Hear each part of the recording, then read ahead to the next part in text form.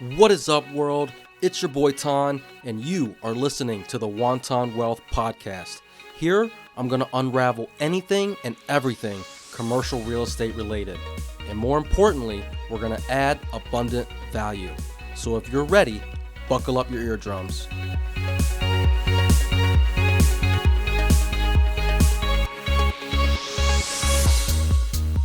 Last week, I started my conversation with JT Miller. And this week is the part 2 of that conversation. I hope you guys get a ton of value out of it. Enjoy. With these policies that you said are roughly 10-year terms, obviously you can go 20 and possibly there's a 30-year.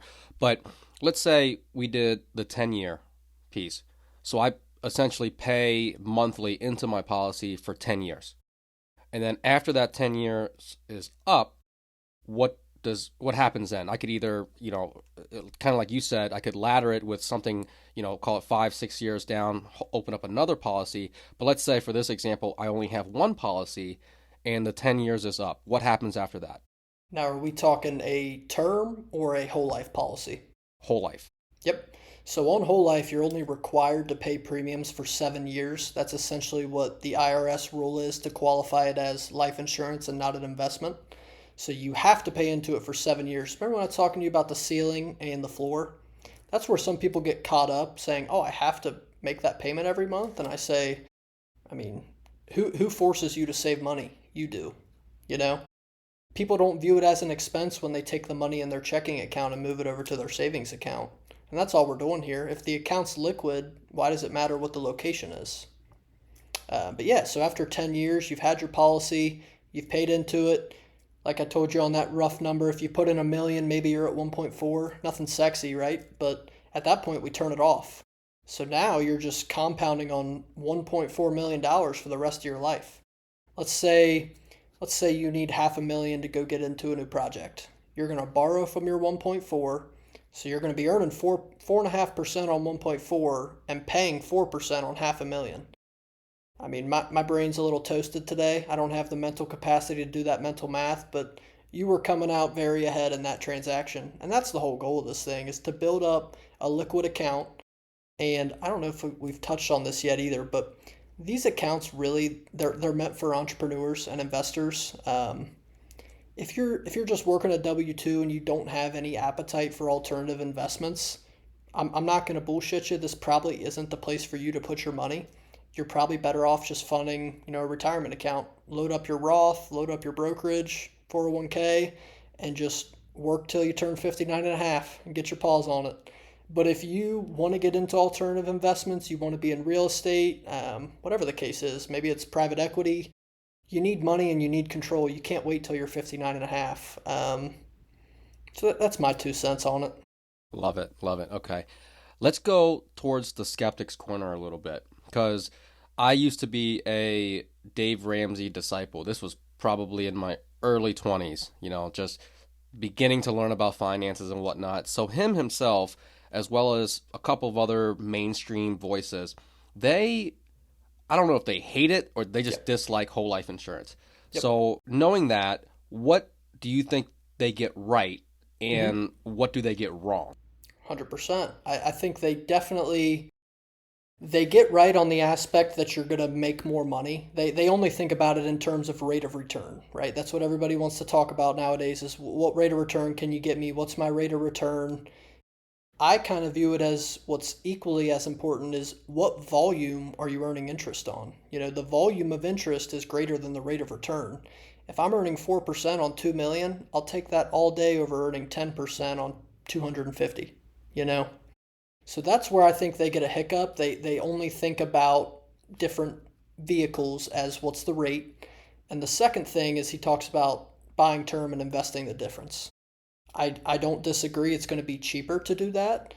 But typically what we see is people do not always end up investing the difference, right? They go out to a nice dinner, whatever the case is. They're not going to invest that difference every single month. And I think it also comes down to your goals. I think Dave Ramsey does a fantastic job helping people get out of debt, but I also think he's meant more for the W-2 9-to-5 audience who, let's get out of debt, let's pay off our mortgage, let's load up this 401k and enjoy it when we're 60. Not saying there's anything wrong with that. I'm just saying for people in your position, as I'm sure you've seen, liquidity and control always come out on top. I mean, if you can go do 2 commercial real estate deals this year, that's going to be a hell of a lot better than getting a 10% return on your Roth IRA that you can't touch for 40 years. I would agree. I'm not saying he does anything wrong. I just think you kind of have to look in the mirror and see what kind of person you are. Maybe you are W-2. Maybe you do want to work and eventually retire. Or maybe you want to kind of be balls to the wall and take some risks. Maybe be your own boss one day. And that crowd is the crowd that this is primarily meant for. Got it. Well, I mean, Ramsey, I think he's a pretty avid investor out there. So it could be a marketing play where, again, his primary audience is just the W-2 guys, the 9 to 5 guys. He's probably secretly in whole life insurance. Who fucking knows, right? Yeah. Well, the funny thing is, I just saw this the other day. The new chairman of the SEC, I think his name's Paul Atkins. He oversees all of the, basically the stock market and regulations. He owns 33 whole life policies. They're on him, his wife, his kids, his business partners, his grandkids. So I don't throw that out there to kind of whitewash people, but it's like, hey, if this guy that oversees the stock market is doing it, it's probably a good thing. I mean, like I told you, though, it all comes down to the structure. I mean, two different insurance agents could show you 2 policies and both claim that they're doing infinite banking. There's a very high chance one of those policies is probably not in your best interest. And that's another thing I want to point out real quick. If you are meeting with somebody about an insurance policy, they're probably going to sweet talk you about the dividends and the guarantees. What you really need to ask is, what is the loan rate? What does it cost me to borrow my money? Because I'm not going to throw anyone under the bus, but one of my big competitors always says, oh, well, our whole life policies pay 5.25%. And then you look at their loan rate and it's 8%. So you actually lose almost 3% when you touch your money. So everybody's quick to brag about their returns and dividends, but nobody wants to talk about what it costs you to actually use your money. Yeah, that's kind of shitty. But so you mentioned Paul Atkins or whatever the hell his name is. He has 33 policies. So Correct. It sounds like there's really no limit to how many policies you can have. No limit. I mean, they'll look at your income, obviously. If you're making $50,000 a year, they're not going to let you start a $50,000 a year life insurance policy. That's just not how that works. But they essentially look at your income and your medical history, and as long as both check out, there's no limit. So that's basically what happened with Paul is he got these things rolling, and he eventually hit that ceiling and probably said, oh, I'm ready for another. I'm going to put this on my kids this time. So there's always 3 characters in the play. There's the insured, there's the beneficiary, and there's the policy owner. You can be 2 of the 3, but you can't be all 3. So maybe I want to go get one of these policies, but I don't qualify. I could go to my fiance and say, hey, I'm going to make you the insured. I'm actually going to own the policy and control the cash, and then we'll just make our kids the beneficiary. So there's ways to get creative. I'll run into people who say, oh, I don't have great health. Maybe they just had heart attack, whatever the case was. And it's like, well, we could actually put it on your kids. So that's another no-brainer. That's what I'll be doing for my kids down the road is essentially paying them out of the business to get the payroll deduction, taking that payment I gave them and putting it into one of these policies. And maybe when they're 20 or 25, turn around and say, look what dad built up for you, And essentially at that point, I'm going to push them to open their own business and say, hey, you don't need to go to the bank and go get an SBA loan, whatever the case is. Dad will fund it, but I'm going to be pretty strict on the terms here, Yeah. But that's the goal. That's what infinite banking comes down to. It's a way to essentially keep the money in the family. So I would get this going, put it on my kids, eventually my grandkids, and you hear stories all the time about the Rockefellers and all those people. That is what they did, essentially. It used to be called single premium life insurance. Around 1980, they shut that shit down because it was way too advantageous for the people putting money in. Essentially, single premium was, hey, if I'm, a Rockefeller, I could go give them $1 million and instantly borrow $1 million from it. There was no waiting period or anything. Now, the death benefit was next to nothing, but that's all they would do is funnel their money into single premium life insurance, pull it right back out, and it would always stay inside the family. Got it. Okay. So let's say I had 33 policies and I wanted to take a loan out on those policies. Obviously, some of them are probably going to have a lot more liquid in there versus some of the ones that are a little bit more young, that are younger, right? So if, let's say with all 33, there's $3 million in there total for all 33 policies, and I wanted to take out, let's say, $2 million, and I have to do that between multiple policies, and let's say I'm using Fortegic, would it be just like a one loan transaction type deal, or do I have to do it 33 times in order to get all this capital that I need? Yep, that's a good question, and that's actually partially why I feel we stand out. I never just sell a client a policy and don't talk to them again. I mean, my goal is to, hey, you're thinking of buying a car, let's run the numbers, let's see what it'll look like, or whatever the case is. You got a new real estate opportunity. So to answer your question, that is why I get paid. Essentially, I'll have my clients text or call me and say, hey, I got a real estate closing on Friday, need the funds Thursday night. It's my job to then go to the insurance company and ultimately get that. Now, if it's over a certain threshold, I have to have you sign a DocuSign, but that's the only paperwork or loan provision that you're going to have to complete. Got it. Okay. So for a just one whole life policy, what is the minimum amount that someone needs to be putting away for this to make sense? Yeah, there's really no minimum. When I meet with clients, sometimes they get surprised because I never tell them a value. I never start with showing them numbers. It's like, hey, what are you already saving? And I run into that all the time with, real estate investors is like, this sounds great. I want to do this, but I need to do this deal first. And I have to kind of combat that and say, I'm not trying to change anything you're doing. If you were Joe Schmo saving $100 a month, let's do that. This is going to be a better savings account long term than your high yield.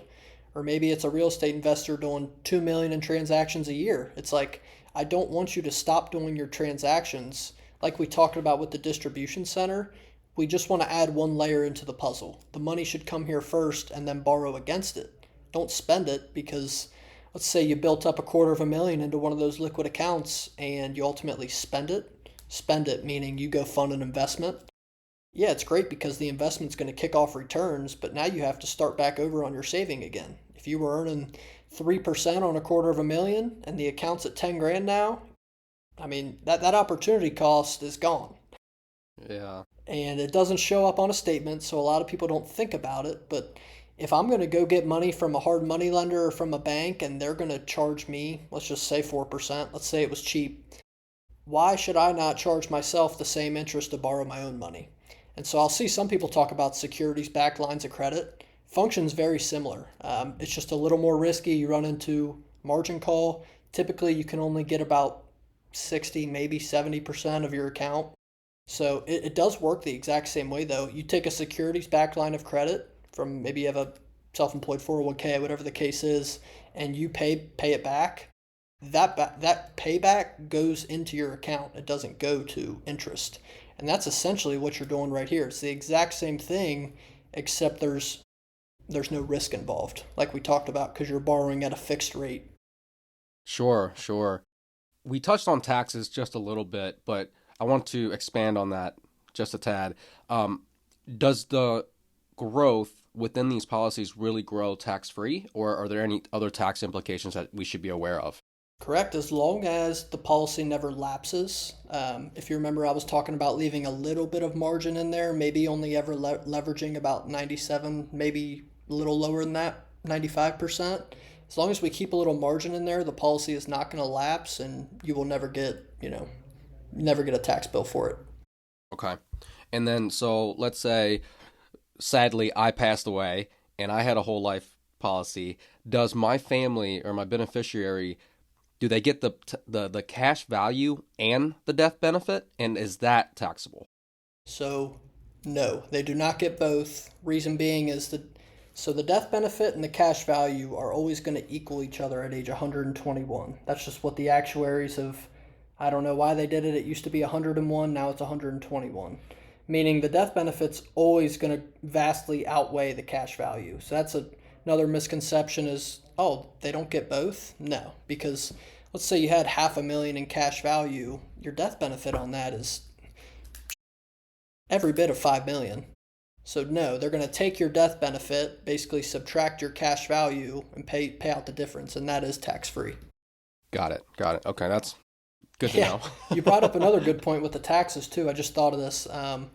This, I mean, this isn't so much with the real estate investors, more on the realtors and business owners who maybe they don't get tax withholding or they make large quarterly estimates. What they'll do is they'll actually run their tax payments through these policies and borrow from it every quarter to pay that tax liability. And I mean, I can run the math on it side by side, but it is a very creative way to basically turn Uncle Sam's money that was earmarked for him, into some pretty good profit for you. Obviously, it's a long-term play, but I mean, over 10 years, that's a pretty big difference just compounding on that tax money every quarter. That's incredible. Okay. If you go online or if you talk to a lot of these life insurance companies, right? Yeah. Technically, there's a lot of people selling this shit right now. And a lot of them are selling it online or LinkedIn or what have you. But so how does someone who is a newbie or someone who's like me, who's not very well versed in the whole life insurance policy, how do they vet salesman or an advisor and avoid getting sold a shit policy? Yes, 100%. My first recommendation, we talked about the IULs versus whole life. If your goal is to actually touch this money and borrow it, you should not be in an IUL. It's just that simple. Now, if you're just creating a set it and forget it type of account, maybe you have an extra $200-300 a month and you don't want to touch it until retirement, IUL could be an okay play. But if somebody is talking about infinite banking and not using whole life, that's a pretty big red flag. You should probably stop talking to that person at that point. Second off, I think we talked about always making sure you know what your loan rate is, because agents are quick to tell you what the guarantees are, and then sometimes you get bit in the ass when you find out how much it costs you to actually borrow. So that'd be step 2, is making sure you always want to make sure the guarantees and the dividend are greater than what the loan's going to be.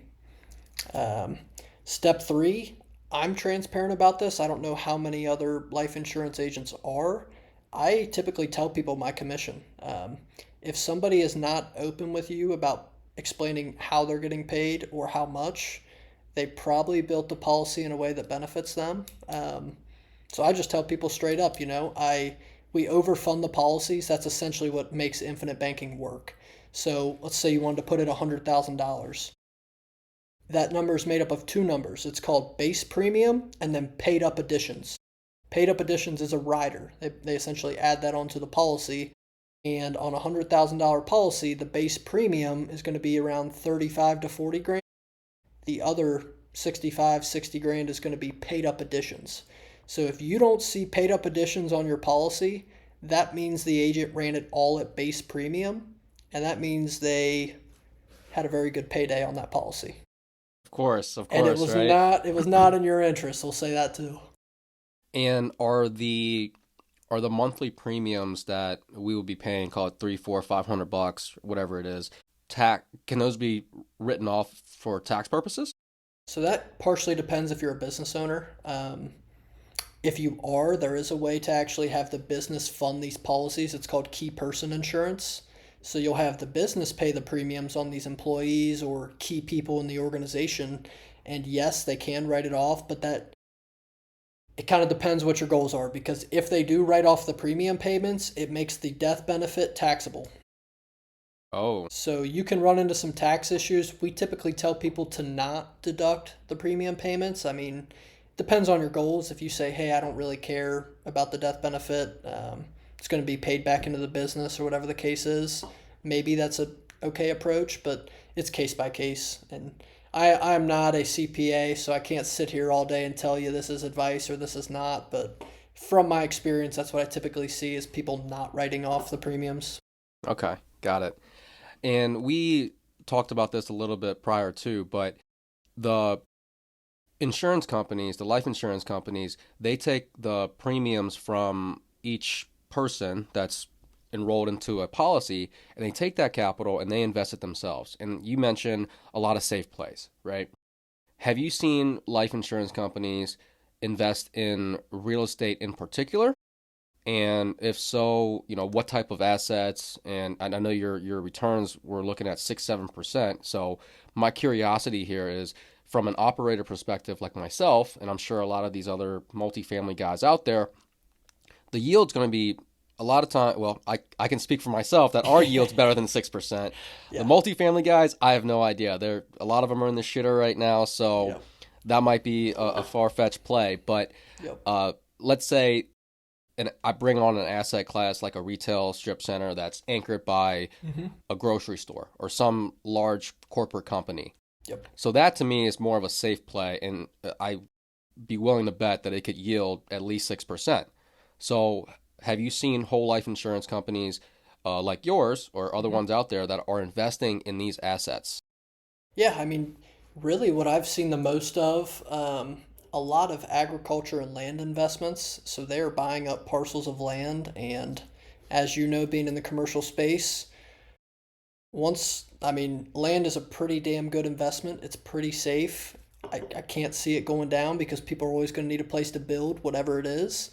And I can't speak to exactly what these companies are investing in, but from my knowledge, it is primarily land, it is primarily agriculture. When it comes to real estate, I would assume they're not getting into any residential. As you mentioned, that's far too risky for their appetite because they have to keep up these returns. They don't really have a choice. And I think that plays a role. Like, yes, could they probably get a greater return? Most likely. And I'm sure some companies do take on some riskier investments, but that's why I have my favorites. I would much rather an insurance company just be getting 7% a year every year rather than 10% this year, 12 the next. Now we're at 2%. So since we're looking at this as a guaranteed bucket, right? This account is contractually guaranteed to meet these amounts. It's not reflective of the market. So as a policy holder, it makes me feel at comfort when I can look and say, oh, they're not too risk extended, right? They're just taking a 7% return. I'm happy to give them the extra profit. I'll take my guaranteed all day. Yeah. And Okay. I think people like were that. especially saying that in tough times like COVID and 2008. I mean, you've seen it when the market crashes. That's typically when most advisors are getting a lot of bad phone calls. For me, it's actually the opposite. So since my accounts are guaranteed and always are growing, I'm actually able to proactively call my clients and say, hey, you actually have, liquidity right here. You have access to this money and it's not down. Might be a good time to buy in, or maybe the real estate market's in the shitter like in COVID. Hey, you can go scoop up. I know you're not a big residential guy, but you could scoop up a lot of residential homes over COVID and you're looking pretty good right now. So, Yeah, no doubt. I think that might be the play here for the multifamily space in the next, I don't mhm. know, 12, 18 months or so. Or even, I'm sure you're seeing some now that are great opportunities. But as far as, I guess, life insurance goes, are there any other points you want to make that I haven't asked you on, or things that could add value to the audience that, just in general? Yeah, for me, I think this was a pretty good in-depth review for coming in here without a game plan. I'm pretty happy with how it turned out. My partner and I have a podcast. It's called the Save Yourself Podcast. That's on Apple Music and Spotify. We talk all things infinite banking. We actually bring in a lot of our clients and hear their actual use cases. I know I've heard that's a lot better than just hearing us blabber on and on because we obviously get paid to teach it. But if you get to hear a business owner or a syndicator talk about how they actually use these policies, I think that's pretty cool and not a lot of people do it. So if we didn't touch anything today, Save Yourself Podcast. That's on Apple Music and Spotify. But I think we've really touched on a little bit of everything today. Good. Well, before you leave us, JT, what other resources, links would you like to hand off to the audience? And feel free to share some of your social media or whatever. Yeah, I'm always active on LinkedIn. I'm a LinkedIn warrior. You can find me on there, JT Miller. Really don't have a specific website. I typically like to meet people for coffee. I'm a big in-person guy. I got to look you in the eye and shake your hand to kind of be able to build a relationship. So feel free to shoot me a message on LinkedIn. Check out our podcast. My email is jtmiller@fortegic.com. Always happy to get something set up. But other than that, I really appreciate the opportunity, Tom. Yeah, 100%, brother. Appreciate your time and all the value you've given to myself and the audience. Hey, I'm glad I could do it, man. Love it. And that's a wrap. If you've made it this far, that means you've listened to the entire episode, so thank you.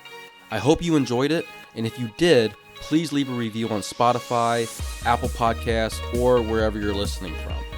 And if you've learned something or found it useful, share it with one of your homies. And if you want to get in touch with me, I'm pretty active on IG. My handle is pro_TANH.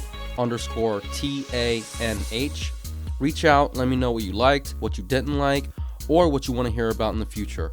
I'm here to tailor this to you. Until next time.